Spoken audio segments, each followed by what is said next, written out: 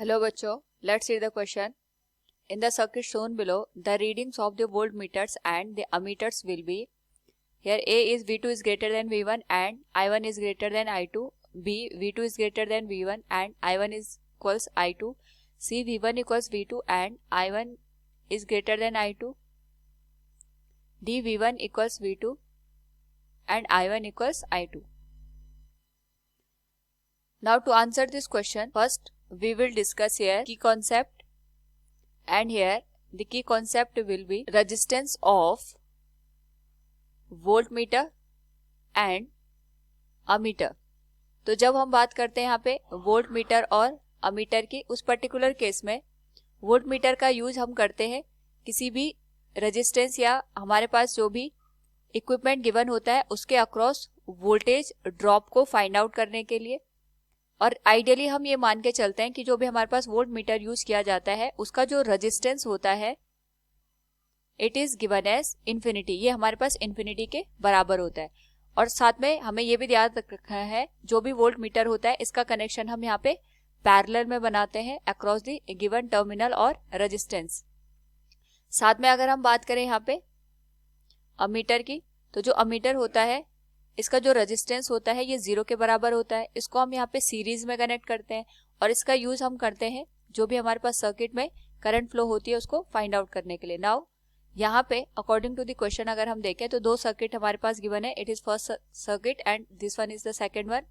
तो जो हमारे पास यहाँ पे फर्स्ट सर्किट है इसमें जो वोल्ट मीटर हमने कनेक्ट किया इट इज V1 और अमीटर हमारे पास यहाँ पे A1 के बराबर लगा है। हम दोनों को यहाँ पे आइडियली कंसिडर कर रहे हैं, तो जो वोल्ट मीटर का रेजिस्टेंस होगा अगर हम यहाँ पे देखें तो we can say for the first circuit जो V1 है इसका जो रेजिस्टेंस होगा R1 it will be equal to the infinity. तो जो भी हमारे पास सर्किट बनेगा हम इसको इस तरीके से ड्रॉ कर सकते हैं। ये 10 ओम आ गया, वोल्ट मीटर का रेजिस्टेंस इन्फिनिटी के बराबर है तो हम इसको ओपन सर्किट से यहाँ पे इंडिकेट करेंगे। एंड हियर जो अमीटर है इसका जो रेजिस्टेंस है वी कैन से जो A1 है इसका जो रेजिस्टेंस आएगा it can be written as equal to 0। ये हमारे पास यहाँ पे शॉर्ट सर्किट के जैसे बिहेव करेगा। नाउ यहाँ पे it is connected to the 10 volt, यहाँ पे 10 वोल्ट के साथ कनेक्ट है तो जो भी करंट इसके थ्रू फ्लो करेगी it is given as I1। Now यहाँ पे जो ये I1 है ये वोल्ट मीटर के थ्रू फ्लो नहीं करेगी क्योंकि यहाँ पे हमारे पास जो इसका रेजिस्टेंस है इन्फिनिटी के बराबर है, तो जो भी करंट जाएगी वो 10 ओम के थ्रू हमें यहाँ पे मिलेगी। So we can say from here the value of I1 will be given as 10 volt divided by 10 ohm and यहाँ से हमारे पास जो करंट की वैल्यू मिलेगी इट विल बी 1 एम्पियर। तो यहाँ से हम देख सकते हैं जो हमने अमीटर यहाँ पे यूज किया है उसका जो यहाँ पे रीडिंग होगी that will be equal to 1 ampere.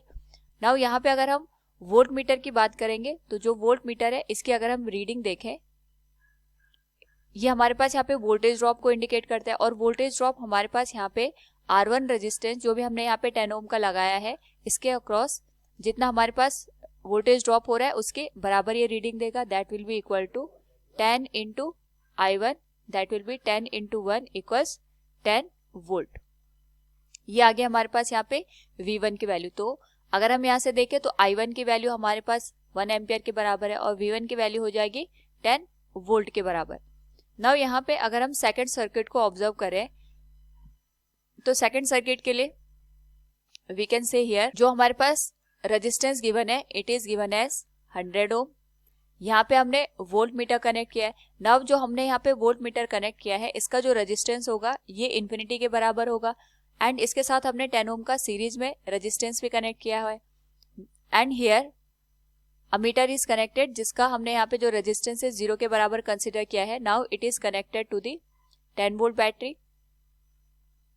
तो यहाँ से अगर हम पूरे सर्किट को ऑब्जर्व करें तो हम देख सकते हैं क्योंकि हमारे पास जो ये 10 ओम का रेजिस्टेंस है ये इन्फिनिटी के साथ यहाँ पे सीरीज में कनेक्ट है, तो जो 10 वोल्ट बैटरी है इसके थ्रू अगर करंट I2 फ्लो करेगी तो ये जो I2 करंट है ये केवल 10 ओम इस वाले रेजिस्टेंस के थ्रू ही फ्लो करेगी। यहाँ पे जो हमारे पास वोल्ट मीटर का ब्रांच है उसमें कोई भी करंट हमें देखने को नहीं मिलेगी।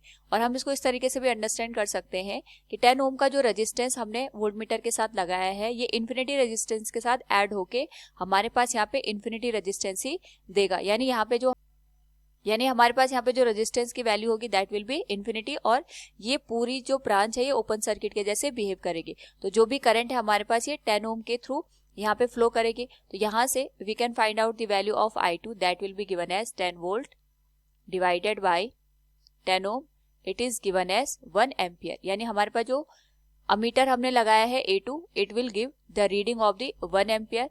नाउ यहाँ से अगर हम V2 की वैल्यू फाइंड आउट करें, reading of the volt meter that will be equal to V2, और इसकी जो वैल्यू होगी ये हमारे पास यहाँ पे जो 10 ओम के अक्रॉस वोल्टेज ड्रॉप होगा उसके बराबर हमें देखने को मिलेगी, क्योंकि यहाँ पे जो 10 ओम का रेजिस्टेंस सीरीज में वोल्ट मीटर के साथ कनेक्ट किया हुआ है उसमें हमें कोई भी करंट नहीं मिल रही है। तो इसके अक्रॉस कोई भी वोल्टेज का ड्रॉप हमें देखने को नहीं मिलेगा। जो भी ड्रॉप होगा वो 10 ओम के अक्रॉस होगा। So the value of V2 will be I2 into 10 ohm, and I2 की जो वैल्यू है 1 के बराबर है, it will be multiplied with 10, और ये हो जाएगा 10 वोल्ट के बराबर। तो V2 की जो वैल्यू है ये 10 वोल्ट के बराबर है, A2 की जो वैल्यू है ये भी 1 एम्पियर के बराबर है। तो हम यहाँ से देख सकते हैं I1 की वैल्यू I2 के बराबर है, that is of the 1 ampere.